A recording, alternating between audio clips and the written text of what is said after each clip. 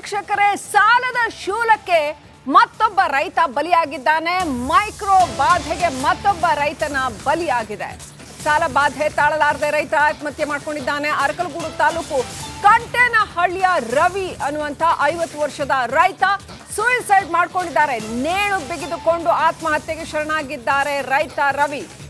ವಿವಿಧ ಸಂಘ ಮೈಕ್ರೋ ಫೈನಾನ್ಸ್ಗಳಲ್ಲಿ 9 ಲಕ್ಷ ಸಾಲ ಮಾಡಿದ್ರು.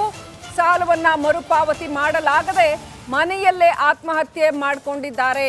ಕೋಣನೂರು ಪೊಲೀಸ್ ಠಾಣಾ ವ್ಯಾಪ್ತಿಯಲ್ಲಿ ಘಟನೆ ನಡೆದಿದೆ.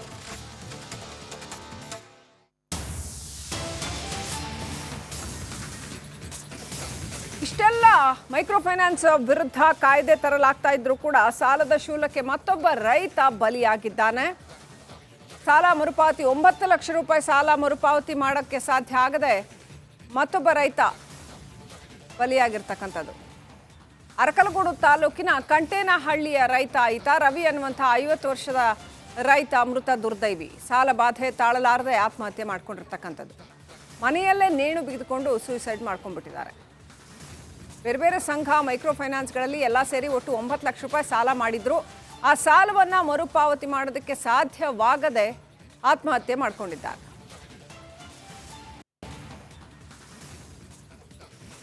ಅಪ್ಡೇಟ್ ಪಡ್ಕೊಳ್ಳೋಣ. ಪ್ರತಿನಿಧಿ ಖುಷ್ವಂತ್ ಕನೆಕ್ಟ್ ಆಗಿದ್ದಾರೆ. ಖುಷ್ವಂತ್, ಯಾಕೆ ಇವ್ರಿಗೆ ಸಾಲವನ್ನ ಮರುಪಾವತಿ ಮಾಡೋದಕ್ಕೆ ಸಾಧ್ಯ ಆಗಲಿಲ್ಲ? ಆಮೇಲೆ ಮೈಕ್ರೋ ಫೈನಾನ್ಸ್ನವ್ರು ಏನಾದರೂ ಹೆಚ್ಚಿನ ಕಿರುಕುಳ ಕೊಟ್ಟಿದ್ರಾ?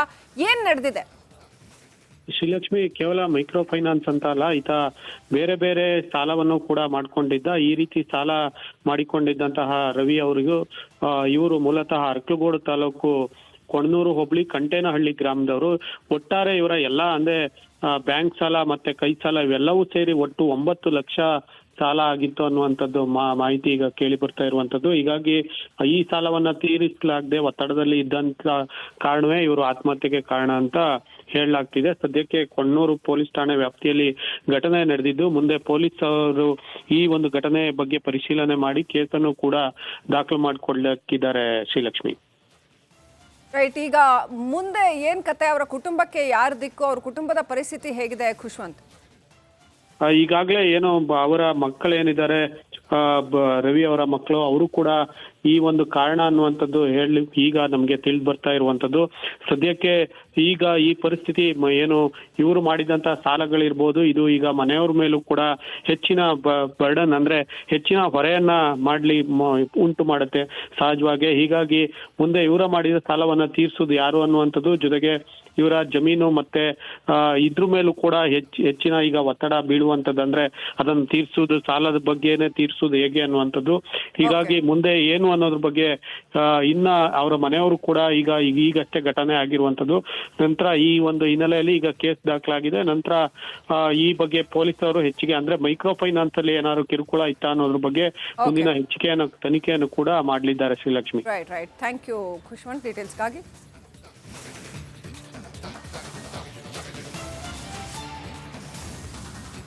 ವೀಕ್ಷಕರೇ, ಸಾಲದ ಶೂಲಕ್ಕೆ ಮತ್ತೊಬ್ಬ ರೈತ ಬಲಿಯಾಗಿದ್ದಾನೆ. ಮೈಕ್ರೋ ಬಾಧೆಗೆ ಮತ್ತೊಬ್ಬ ರೈತನ ಬಲಿಯಾಗಿದೆ. ಸಾಲ ಬಾಧೆ ತಾಳಲಾರದೆ ರೈತ ಆತ್ಮಹತ್ಯೆ ಮಾಡ್ಕೊಂಡಿದ್ದಾನೆ. ಅರಕಲಗೂಡು ತಾಲೂಕು ಕಂಟೇನಹಳ್ಳಿಯ ರವಿ ಅನ್ನುವಂತ 50 ವರ್ಷದ ರೈತ ಸೂಯಿಸೈಡ್ ಮಾಡ್ಕೊಂಡಿದ್ದಾರೆ. ನೇಣು ಬಿಗಿದುಕೊಂಡು ಆತ್ಮಹತ್ಯೆಗೆ ಶರಣಾಗಿದ್ದಾರೆ ರೈತ ರವಿ. ವಿವಿಧ ಸಂಘ ಮೈಕ್ರೋ ಫೈನಾನ್ಸ್ಗಳಲ್ಲಿ 9 ಲಕ್ಷ ಸಾಲ ಮಾಡಿದ್ರು. ಸಾಲವನ್ನ ಮರುಪಾವತಿ ಮಾಡಲಾಗದೆ ಮನೆಯಲ್ಲೇ ಆತ್ಮಹತ್ಯೆ ಮಾಡಿಕೊಂಡಿದ್ದಾರೆ. ಕೋಣನೂರು ಪೊಲೀಸ್ ಠಾಣಾ ವ್ಯಾಪ್ತಿಯಲ್ಲಿ ಘಟನೆ ನಡೆದಿದೆ.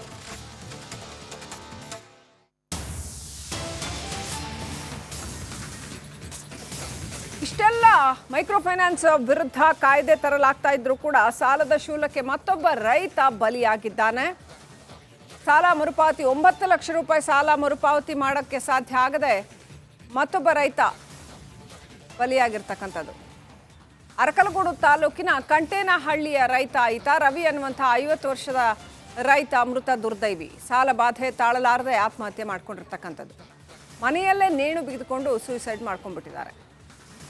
ಬೇರೆ ಬೇರೆ ಸಂಘ ಮೈಕ್ರೋ ಫೈನಾನ್ಸ್ಗಳಲ್ಲಿ ಎಲ್ಲ ಸೇರಿ ಒಟ್ಟು 9 ಲಕ್ಷ ರೂಪಾಯಿ ಸಾಲ ಮಾಡಿದ್ರು. ಆ ಸಾಲವನ್ನ ಮರುಪಾವತಿ ಮಾಡೋದಕ್ಕೆ ಸಾಧ್ಯವಾಗದೆ ಆತ್ಮಹತ್ಯೆ ಮಾಡ್ಕೊಂಡಿದ್ದಾರೆ.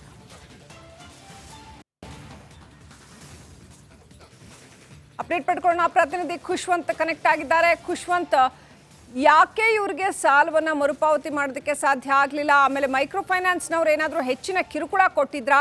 ಏನ್ ನಡೆದಿದೆ? ಶ್ರೀಲಕ್ಷ್ಮಿ, ಕೇವಲ ಮೈಕ್ರೋ ಫೈನಾನ್ಸ್ ಅಂತ ಅಲ್ಲ, ಈತ ಬೇರೆ ಬೇರೆ ಸಾಲವನ್ನು ಕೂಡ ಮಾಡ್ಕೊಂಡಿದ್ದ. ಈ ರೀತಿ ಸಾಲ ಮಾಡಿಕೊಂಡಿದ್ದಂತಹ ರವಿ ಅವರಿಗೂ ಇವರು ಮೂಲತಃ ಅರ್ಕಲಗೂಡು ತಾಲೂಕು ಕೊಣನೂರು ಹೋಬಳಿ ಕಂಟೇನಹಳ್ಳಿ ಗ್ರಾಮದವರು.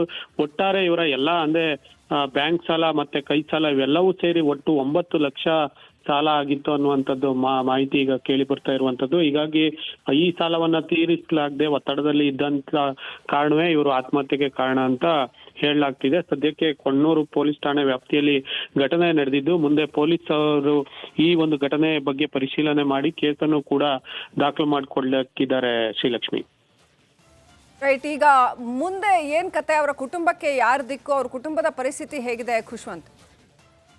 ಈಗಾಗಲೇ ಏನೋ ಅವರ ಮಕ್ಕಳೇನಿದ್ದಾರೆ, ರವಿ ಅವರ ಮಕ್ಕಳು, ಅವರು ಕೂಡ ಈ ಒಂದು ಕಾರಣ ಅನ್ನುವಂಥದ್ದು ಹೇಳಿ ಈಗ ನಮ್ಗೆ ತಿಳಿದು ಬರ್ತಾ ಇರುವಂತದ್ದು. ಸದ್ಯಕ್ಕೆ ಈಗ ಈ ಪರಿಸ್ಥಿತಿ ಏನು ಇವರು ಮಾಡಿದಂತ ಸಾಲಗಳಿರ್ಬೋದು, ಇದು ಈಗ ಮನೆಯವ್ರ ಮೇಲೂ ಕೂಡ ಹೆಚ್ಚಿನ ಬರ್ಡನ್ ಅಂದ್ರೆ ಹೆಚ್ಚಿನ ಹೊರೆಯನ್ನ ಉಂಟು ಮಾಡುತ್ತೆ ಸಹಜವಾಗಿ. ಹೀಗಾಗಿ ಮುಂದೆ ಇವರ ಮಾಡಿದ ಸಾಲವನ್ನ ತೀರ್ಸುದು ಯಾರು ಅನ್ನುವಂಥದ್ದು, ಜೊತೆಗೆ ಇವರ ಜಮೀನು ಮತ್ತೆ ಇದ್ರ ಮೇಲೂ ಕೂಡ ಹೆಚ್ಚಿನ ಈಗ ಒತ್ತಡ ಬೀಳುವಂತದ್ದು, ಅಂದ್ರೆ ಅದನ್ನು ತೀರ್ಸುದು, ಸಾಲದ ಬಗ್ಗೆನೆ ತೀರ್ಸುದು ಹೇಗೆ ಅನ್ನುವಂಥದ್ದು. ಹೀಗಾಗಿ ಮುಂದೆ ಏನು ಅನ್ನೋದ್ರ ಬಗ್ಗೆ ಇನ್ನ ಅವರ ಮನೆಯವರು ಕೂಡ ಈಗಷ್ಟೇ ಘಟನೆ ಆಗಿರುವಂತದ್ದು. ನಂತರ ಈ ಒಂದು ಹಿನ್ನೆಲೆಯಲ್ಲಿ ಈಗ ಕೇಸ್ ದಾಖಲಾಗಿದೆ. ನಂತರ ಈ ಬಗ್ಗೆ ಪೊಲೀಸರು ಹೆಚ್ಚಿಗೆ ಅಂದ್ರೆ ಮೈಕ್ರೋ ಫೈನಾನ್ಸ್ ಅಲ್ಲಿ ಏನಾದ್ರು ಕಿರುಕುಳ ಇತ್ತ ಅನ್ನೋದ್ರ ಬಗ್ಗೆ ಮುಂದಿನ ತನಿಖೆಯನ್ನು ಕೂಡ ಮಾಡಲಿದ್ದಾರೆ. Srilakshmi, right, thank you Khushwant ಡೀಟೇಲ್ಸ್ಗಾಗಿ.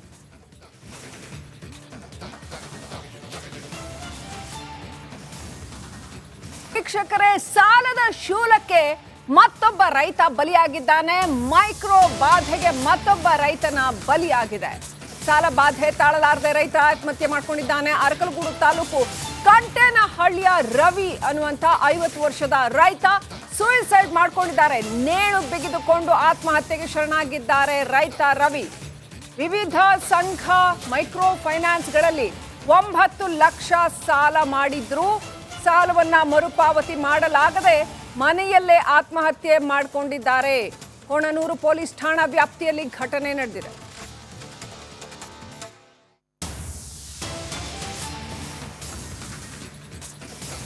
ಇಷ್ಟೆಲ್ಲ ಮೈಕ್ರೋ ಫೈನಾನ್ಸ್ ವಿರುದ್ಧ ಕಾಯ್ದೆ ತರಲಾಗ್ತಾ ಇದ್ರು ಕೂಡ ಸಾಲದ ಶೂಲಕ್ಕೆ ಮತ್ತೊಬ್ಬ ರೈತ ಬಲಿಯಾಗಿದ್ದಾನೆ. ಸಾಲ ಮರುಪಾವತಿ 9 ಲಕ್ಷ ರೂಪಾಯಿ ಸಾಲ ಮರುಪಾವತಿ ಮಾಡೋಕ್ಕೆ ಸಾಧ್ಯ ಆಗದೆ ಮತ್ತೊಬ್ಬ ರೈತ ಬಲಿಯಾಗಿರ್ತಕ್ಕಂಥದ್ದು.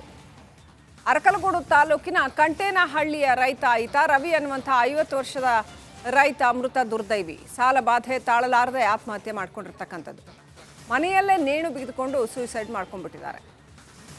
ಬೇರೆ ಬೇರೆ ಸಂಘ ಮೈಕ್ರೋ ಫೈನಾನ್ಸ್ಗಳಲ್ಲಿ ಎಲ್ಲ ಸೇರಿ ಒಟ್ಟು 9 ಲಕ್ಷ ರೂಪಾಯಿ ಸಾಲ ಮಾಡಿದ್ರು. ಆ ಸಾಲವನ್ನ ಮರುಪಾವತಿ ಮಾಡೋದಕ್ಕೆ ಸಾಧ್ಯವಾಗದೆ ಆತ್ಮಹತ್ಯೆ ಮಾಡ್ಕೊಂಡಿದ್ದಾರೆ.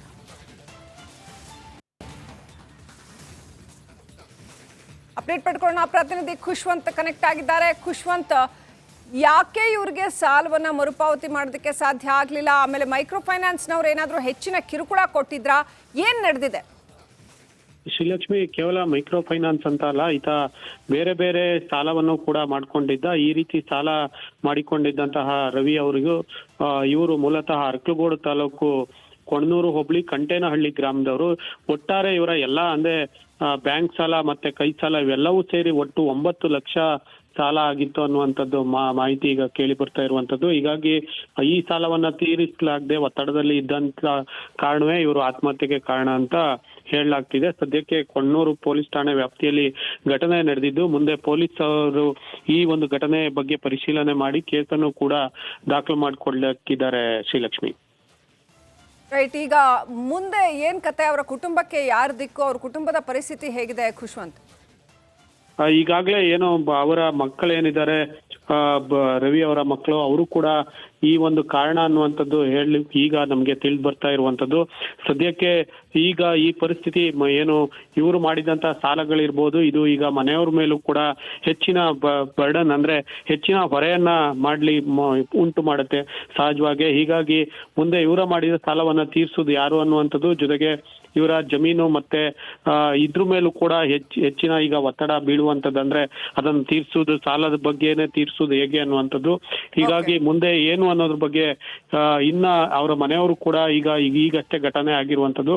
ನಂತರ ಈ ಒಂದು ಹಿನ್ನೆಲೆಯಲ್ಲಿ ಈಗ ಕೇಸ್ ದಾಖಲಾಗಿದೆ. ನಂತರ ಈ ಬಗ್ಗೆ ಪೊಲೀಸರು ಹೆಚ್ಚಿಗೆ ಅಂದ್ರೆ ಮೈಕ್ರೋ ಫೈನಾನ್ಸ್ ಅಲ್ಲಿ ಏನಾದ್ರು ಕಿರುಕುಳ ಇತ್ತಾ ಅನ್ನೋದ್ರ ಬಗ್ಗೆ ಮುಂದಿನ ತನಿಖೆಯನ್ನು ಕೂಡ ಮಾಡಲಿದ್ದಾರೆ Srilakshmi. Right. Thank you Khushwant ಡೀಟೇಲ್ಸ್ಗಾಗಿ.